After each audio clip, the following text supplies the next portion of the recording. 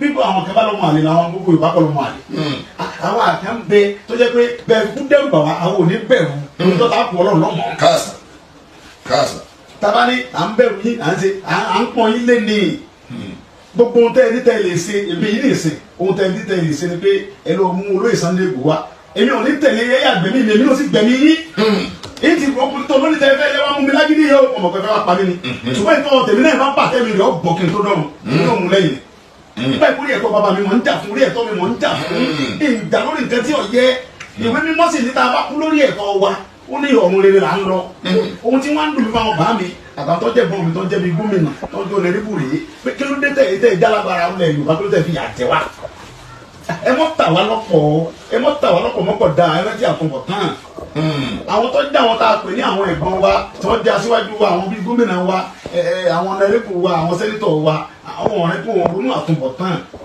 gbogbo tó ń ṣe fún wa yìí ìyá rẹ̀ ó jẹ́ wọn tọmọtọmọ wọ́n sì jọmọ Yorùbá kódà níta ẹ sọ pé àwọn kan ń tà wá lọ́pọ̀. wọ́n ń tà wá lọ́pọ̀ bí ọba wa rí bẹ́ẹ̀ kí Sẹ́ríkì Fúlàní tí ń jìyàn gbé tó sì káwọn tí wọ́n jọ ń jìyàn gbé sọ́dọ̀ kó wá kó ààfin tó ju tàwọn bàbá mi lọ lórí ilẹ̀ bàbá mi. káàsà. nígbà mo dé ààfin Fúlàní yìí inú mi ò dùn inú mi bàjẹ́ gan nígbà tí mo dé gbogbo ìlú bàbá inú mi ò dùn ẹ wo Dr. Aborode ẹni ẹlẹ́ni tó kàwé tó gba. ẹ káàárọ̀ ẹ káàsán ẹ káalẹ́ o àti pété tí mo wá this is crossblog XTV don't forget to subscribe like and share ṣe rí pé òun ni Sunday Igboho ti ń pariwo yẹn tẹ́ bá rí nínú fọ́nrán yìí sìn tírélà kan ṣàdédé dé wọn tó ti kó àwọn kan dé bọ́dà àbí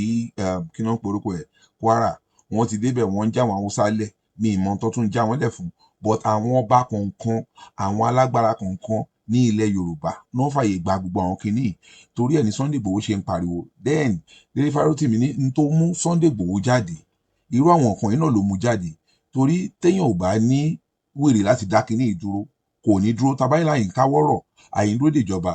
àti ṣeéṣe ó máa lágbára gan ẹja gbọ́ nǹkan tí Délé Fárótìmí sọ lórí gbogbo àwọn ọ̀rọ̀ Fúlàní pẹ̀lú àwọn àgbàgbà ilẹ̀ Yorùbá tó yẹ pé wọn ò fẹ́ kínní ìdúró wọn ti ṣe àwọn àlàyé rẹpẹtẹ lórí mátà yìí please don't forget to subscribe like and share. tó yẹ pé Fúlàní àdaràn tó jẹ́ tiwa á kọlù àwọn àgbẹ̀ wa wọ́n á dẹ̀ yanjú ẹ̀ láàrin ara wọn ní tùbínùbí ṣùgbọ́n eléyìí tí wàá yàtọ̀ kì í ṣe bíi tàná mọ́ òun ló wú nǹkan tẹ́ ẹ rí tó ṣẹlẹ̀ pẹ̀lú Sunday Igboho gbogbo àwọ̀ òfìkì ìgànná tèdè gbogbo Ṣakí ọ̀pọ̀lọpọ̀ àdúgbò níbẹ̀ yẹn àwọn ìletò ó di ibi táwọn èèyàn wa ò lè wọ̀ mọ́ òun ló gbé Sunday Igboho dìde ńgbà tó ń dìde dídìde tó ń dìde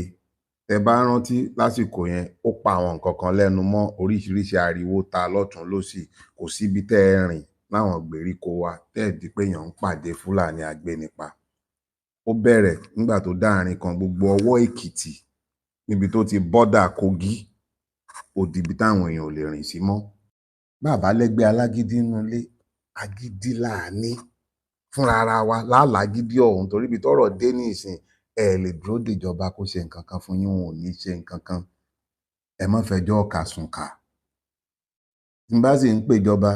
kì í ṣe àwọn tẹ lẹ́yìn tó ń yanra wọn sípò tán lẹ́yìn àwọn nìkan kọ́ ni mò ń sọ tọba yín pàápàá ni mò ń sọ ti joyè torí wọn ti tà yín wọn ti dẹyọ kan ẹ̀yin fúnra ara yín lẹ́wàá yára yín lọ́pọlọ torí ẹ̀ lẹ́yìn kan tí ó gbà yín ẹ̀yin lẹ́gbàra yín fúnra ara yín lẹ́gbà ara yín ẹ wàá bẹ̀rẹ̀ sí ní pera yín jọ lẹ́gbẹ́lẹ́gbẹ́ ń jẹgbẹ́ níletò déletò ní tí mo rá ń sọ fún yín jẹ́jẹ́ yìí iye pé mo fẹ́ dẹ́rù bà yín ìtójó tọ́ ọbẹ̀ ni mò ń bá yín sọ